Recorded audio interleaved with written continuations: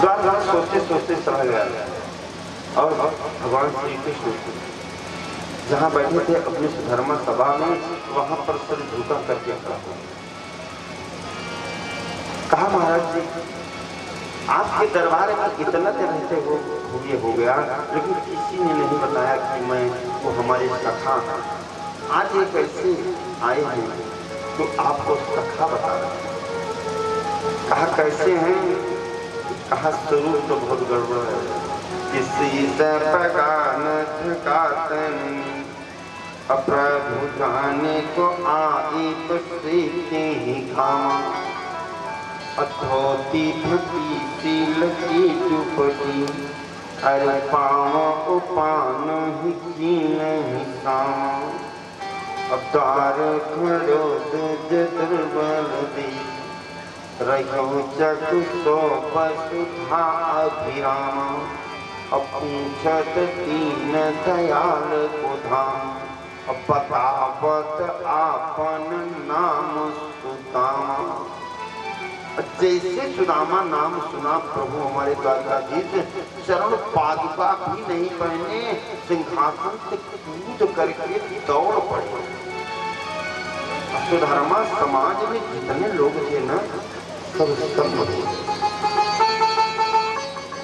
क्यों? अभी तक प्रभु ने इतना आतुरता से मिलने के लिए कभी नहीं दौड़े। कोई महान विभूति है, देखिए चरण पादुका भी नहीं पहने, दौड़ पड़े। पहले से ही सुदामा के स्वागत में पूरे सभा के लोग खड़े थे कि कोई बहुत बड़ी महान विभूति आ रही है। और जैसे श्री कृष्ण भगवान सुदामा के मुख में आज कस करके अपने अंक में लेकर के भेजते हैं। अब भेजने के बाद ले आते हैं, अपने सिंहासन पर बैठाते हैं। सब देख रहे हैं कि ये विभूति है जिसके लिए प्रभु आतुरता से गए हैं, लेकिन कोई महान विभूति होगी। तत्काल आंखों से इशारा किया महारानी रुक्मिणी को, अरे देख क्या रही हो, जाओ जल्दी आओ, महाराज चरण धोना है। अब तो महारानी रुक्मिणी को ये हो गया कि ये कौन है, ये तो बहुत बड़े वो हैं, इतना दिन विवाह करके आए हुए हुआ हमको, आज तक किसी कार्य के लिए नहीं कहा। इतने दास दासियां सब कहते हैं, आज जीवन में पहला कार्य मुझको कहा कि जाओ जल्दी आओ पानी धोने, चरण धोने के लिए। महारानी रुक्मिणी की दासियां दौड़ी कह रही हैं कि जल मैं लेकर के चलूंगी। कहा जल तुम नहीं ले चलोगी। आज हमारे स्वामी जी ने जीवन में पहली बार किसी को किसी कार्य के लिए आदेश दिया है कि मैं लेकर चलूंगी। महारानी रुक्मिणी आ रही है, सोच रही है कौन सी ऐसी विभूति आ गई है कि जिससे जल मुझसे मंगवा रहे हैं। प्रभु हमारे स्वामी जी कितने आतुरता था। प्रभु जो है बैठ जाते हैं प्रसाद को लेकर के, और वही पांव जो है देख रहे हैं, इतना दवाई पड़ी हुई है, इतने कांटे गड़े हैं, एक एक निकाल रहे हैं। और मुझे तो देख करके कष्ट हुआ, द्वारकाधीश प्रभु हमारे रोने लगे। अब ऐसे जहाए तुम्हारी तो अपग कंटक जाल लगे पुनि जोई, अहाय महादुख पायो सखा तुम आई न कितै दिन खोई। अब देखी सुदामा की दीन दशा, करुणा करके करुणा निधि रोई। अब पानी परात को हाथ छुयो, नहीं नैनन के जल से पग धोई। परात का जो पानी था ना, उसको हाथ से स्पर्श नहीं किया। मित्र के इस दीन दशा को देख करके प्रभु इतना रोए कि इतना जल हो गया कि वैसे धोने के बाद वस्त्र से नवीन वस्त्र से पांव को पोंछा और सिंहासन पर बैठा दिया। सुदामा जो लिए हैं चतुरून मुष्टि पृथक तांडलान, चार मुष्टि जो पृथक माने होता है टूटा हुआ, तो जो किनकी लिए हैं कस करके दबाए हैं ये तो बड़ा आदमी हो गया है, अगर देख लेगा तो बड़ी बदनामी कस करके दबाए। तो द्वारिकाधीश तो उसी बचपना में पुनः जाना चाहते हैं। क्या जाना चाहते हैं? कहते हैं कि भैया वो दिन याद है। कहा कौन? कहा जब हम आप गुरुकुल में पढ़ते थे। सुदामा ने कहा अरे भैया वो तो बचपना की बात कुछ और है, अब तो सब देख रहे हैं। कहा नहीं, एक दिन हम आप जंगल गए थे लकड़ी संविधान लेने के लिए, आपके दांत बहुत कट कट कर रहे थे, बरसात हो रही है। सुदामा जी सोच रहे हैं इतना बड़ा सम्मान किया, अब हमारी बेइज्जती करना चाहते हैं, वही चना वाली चोरी वाली बात कहेंगे। अब सभा में सब जो है हमारी हंसी उड़ाएंगे। सुदामा जी प्रसंग बदलना चाहते हैं, कृष्ण भगवान जो है उसी प्रसंग पर पुनः आ जाते हैं। तो हुआ क्या था? गुरु माता जो है कृष्ण से बहुत प्रेम करती थी। कहा कि बेटा जाओ जंगल से संविधान ले आओ, लकड़ी, और लकड़ी लाने के लिए चलती है। जब जाने लगे तो गुरु माता ने चना दे दिया। कहा बेटा भूख लगी थी तो चबा लेना। कहा ठीक है। अब वृक्ष के नीचे जब पहुंचे थे हुआ कि पेड़ के ऊपर कवच चढ़ेगा।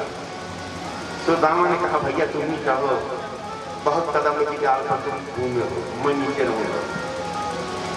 तो कहा ठीक है मेरा ये चना लिए रहो, नहीं कृष्ण भगवान ने कहा कि मेरा चना लिए रहो नहीं तो गिर जाएगा। कहा हाँ बिल्कुल, इसको हम सुरक्षित दिए। कहा लेकिन चबाना मत, जब लकड़ी थोड़ी तोड़ करके जब नीचे आएंगे तब चबाया जाएगा। कहा हाँ ठीक है। तो ये क्या करते कि कृष्ण भगवान की जैसे लकड़ी थोड़ा सा झुकावे, लकड़ी हो कट, इधर मुंह में चना चला जाए पट, आवाज आ पड़ते चना फूट जाए। द्वारिकाधीश प्रभु ने कहा हाँ ठीक। वो भी तो बहुत होशियार, उधर से लकड़ी को झुकाया। तो सुदामा सोच रहे हैं कि अब लकड़ी को झुकाए हैं हो कट, और लकड़ी को तो श्री कृष्ण भगवान ने छोड़ दिया, इधर जो है चना हो गया पट। तो द्वारिकाधीश प्रभु ने कहा कृष्ण भगवान ने कि सुदामा लकड़ी में ऊपर तोड़ रहा हूँ, आवाज जो है नीचे से कहां से आ रही है पट। कहा इस ठंडी में परेशान है, दांत बहुत कटकटा रहे हैं। कहा कि ठीक है, मैं तुझसे चोरी किया था, मैं तुझसे चोरी करने पर दरिद्रता आती है, इसलिए मैं तुझसे चोरी नहीं कर रहा।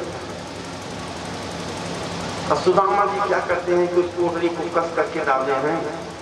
अब कृष्ण भगवान क्या करते हैं, सुदामा जी से सुदामा जी का चरण दबाते हैं। चरण दबाते हैं तो कहते हैं कि ये बताओ सुदामा जी कहा क्या कहा है तुम्हारे हाथ में क्या हुआ है, बहुत तेज दबाए हो। अब कहीं दूर से पैदल चल के आ रहे हैं, आसान काम छोड़ो है, द्वारिकापुरी पहुंचना वही दर्द हो रहा है। द्वारिकाधीश प्रभु ने कहा तो हम गलत कर रहे थे, हम सोचे कि चल करके आया है, पाँव थका होगा, हमको दबाना चाहिए। अब पाँव दबा रहे हैं, दर्द हो रहा है हाथों में, लाइए हम हाथ दबाए। सुदामा जी की होशियारी नहीं चली, क्योंकि भगवान से होशियारी नहीं चली। कितना भी गलत काम बहुत चुपके से करो कि कोई न देखे, लेकिन उसको सब जान जाएंगे। अच्छा काम करोगे तो चाहे नहीं जानेंगे। जैसे भागवत कथा हो रही है, कितना प्रचार प्रसार हो रहा है, लेकिन जो अभागी है ना तो नहीं आ पाएंगे, समझ नहीं। और गलत काम उसमें तो भीड़ लगा देंगे पहले। तो कितना भी चुपके से कुछ गलत किया जाए, लेकिन भगवान से चुरा नहीं सकते। तो कन्हैया जो है क्या करते हैं कि अब हाथ धीरे धीरे दबाने लगे, देखा जैसे पोटली खींच लिया।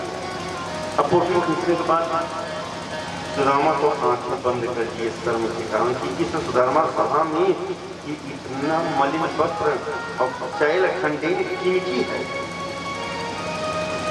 क्या करेंगे। अब मैं भेंट लेकर के आया हूँ, इसको देना नहीं चाहता हूँ, लेकिन ये तो पुराना चोर है। तुरंत जैसे खोले, एक मुट्ठी चावल लिए और खा गए, 2 मुट्ठी लिए चावल खा गए। अब तीसरा मुट्ठी खाने के लिए जैसे उधर में महाराज रुक्मणी ने हाथ पकड़ लिया। क्यों पकड़? संतों के अनेक मत। कुछ संत तो कहते हैं कि इसलिए पकड़ लिया कि 2 लोग की संपदा दे दी, 2 मुट्ठी खाएगा। तो कह रहे हैं कि महाराज जब तक दोगे तो तुम सुदामा बनोगे क्या? एक संत ने कहा कुछ नहीं, सोचने की क्षमता है। कुछ लोग गलत होते हैं ना, जो गलत होते हैं उनकी बुद्धि सदैव गलत सोचती है। महारानी रुक्मिणी ने तो इसलिए हाथ पकड़ा। दान करने में हाथ नहीं पकड़ना चाहिए। पति अगर दान कर रहा है, किसी ब्राह्मण को दे रहा है 10 ना, तो पत्नी कुछ न बोले के लिए न कहेगी भाई 5 दीजिए। वो शांत रहेगी, जो पति देव कर रहे हैं उसी में हम उसको हमारा सौभाग्य। तो महारानी रुक्मिणी ने हाथ इसलिए पकड़ा कि प्रभु इतनी महान विभूति का लाया हुआ प्रसाद है। अब 2 मुट्ठी आप अकेले खा गए, अब 2 मुट्ठी बची है। 16,108 में ये प्रसादी 2-2 दाना सबको मिलना चाहिए ना, ये हमको लाओ। इसलिए महारानी रुक्मिणी ने हाथ पकड़ा। द्वारिकाधीश प्रभु ने दे दिया, कहा जाओ 516,108। कहा भाभी ने कुछ संदेश कहा, अच्छा आप ये बताओ सुदामा कि तुम बचपन से ही बाबा मेरी वाली बात कर रहे थे, तुम्हारा विवाह हुआ होगा नहीं? हाँ हाँ विवाह हुआ। कहा क्या, कब हुआ? कब हुआ कि आज हुआ? कहा तुम्हारी भाभी का नाम है सुशीला। द्वारिकाधीश प्रभु ने कहा कि निमंत्रण नहीं दिया। सुदामा ने कहा हाँ कुछ संयोग बना कि निमंत्रण नहीं दिया। कहा तुम विवाह किए कि नहीं? कहा कि हम विवाह किए कि नहीं, तो बात बोल दीजिए। आप आए तो अकेले आए, भाभी को नहीं ले आए। तो आप गलत करें, हम तो अपनी धर्मपत्नी से मिला देंगे। कहा मिलाओ, हम देखें भाभी जी कहाँ है। महारानी रुक्मिणी को इशारा किया कि महान संत आए हैं, सबको कहिए आशीर्वाद दें, आकर के ले लें। सबसे पहले आई महारानी रुक्मिणी प्रणाम किया, और जैसे प्रणाम किया खूब आशीर्वाद दिया। सौभाग्यवती भवा, पति प्रिया भवा, वीर प्रसवनी भवा, ढेरों आशीर्वाद। उसके बाद जाम्बवती आ गया, उन्होंने प्रणाम किया। कहा ये कौन? कहा आप भाभी जी हैं। अच्छा कन्हैया बड़े ठाक है, तुम्हारे 2-2 विवाह किए हो। उनको भी खूब आशीर्वाद दिया। सत्या आ गई, काली जी आ गई, सब इस तरह से पूछते हैं कौन? कहा पूछो मत भाई, कितनी आ रही है, सब आशीर्वाद दीजिए, सब तुम्हारी भगिए हैं। आशीर्वाद देते देते 1000, 2000, 3000, 4000, 5000 हुई तो सुदामा ने कहा बस हो गया। क्या? कहा ये बताओ कि अब अभी कितनी है? कहा अभी तो आधी नहीं हुई। कहा तो पूरी होने में हमारे प्राण निकल जाएंगे, अब मैं पूरी नहीं कर पाऊंगा। कहा क्यों? क्या यही आए हो तो हमारे पति में विवाद कराओगे? 5000 को आशीर्वाद दे दिया, बाकी कहेंगे 2-2 आशीर्वाद। कहा महाराज बस आप सबके पति देव हैं, आप चरण छूजिए, मैं आशीर्वाद दे रहा हूँ, और सबको और को आशीर्वाद नहीं दूंगा। कहा ठीक। तो अब क्या करते हैं? समझ गए कि मित्र का हमारे गला बैठे। आज हमारा भी गला एकदम वैसे है, लेकिन इतना है कि हमने कहा कि आज निकल जाएगा। हमारे जजमान का गला और बैठ गया है, एकदम छोटे वाले बाबू साहब। क्या करें, रात दिन व्यस्तता रहती है। और कुछ हमारे राहुल शुक्ला जी गाना चाहते हैं, गा दें तो उसके बाद अगले वृंदावन बिहारी लाल की। अरे पकड़ लो हाथ बनवारी, नहीं तो डूब जाएंगे, हमारा कुछ न बिगड़ेगा, तुम्हारी लाज जाएगी। मीठी मीठी तालियों के साथ। अरे पकड़ लो हाथ बनवारी, नहीं तो डूब जाएंगे, पकड़ लो हाथ बनवारी, नहीं तो डूब जाएंगे, हमारा कुछ न बिगड़ेगा, हमारा कुछ न बिगड़ेगा, तुम्हारी लाज जाएगी,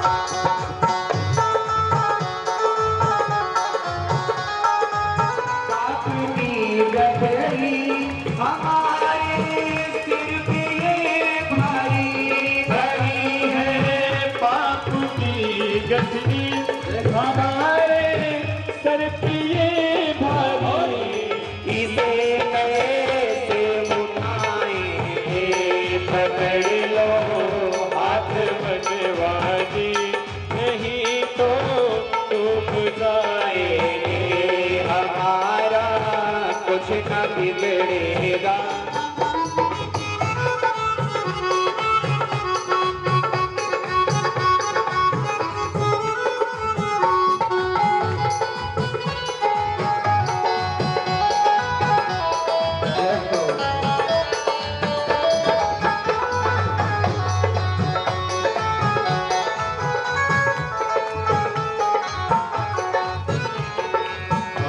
तुम्हारे ही भरोसे पर जमाना छोड़ बैठे हैं, तुम्हारे ही भरोसे पर जमाना छोड़ बैठे।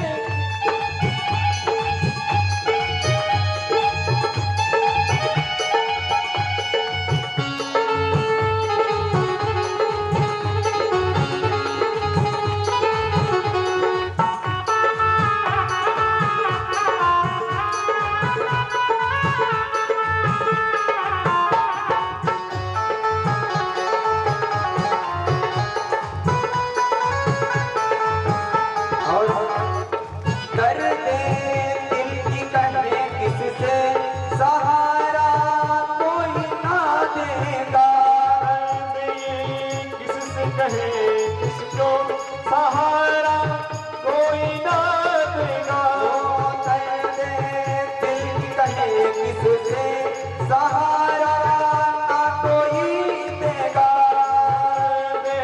दिल की कहे किससे सहारा कोई ना देगा। सुनोगे आप ही मोहन, सुनोगे आप ही मोहन, ओ सुनोगे आप ही मोहन, सुनोगे आप ही मोहन, और किसी को सुनाएंगे। पकड़ लो हाथ बनवारी, नहीं तो डूब जाएंगे। हमारा कुछ न बिगड़ेगा, तुम्हारी लाज जाएगी। हमारा कुछ न बिगड़ेगा, तुम्हारी लाज जाएगी।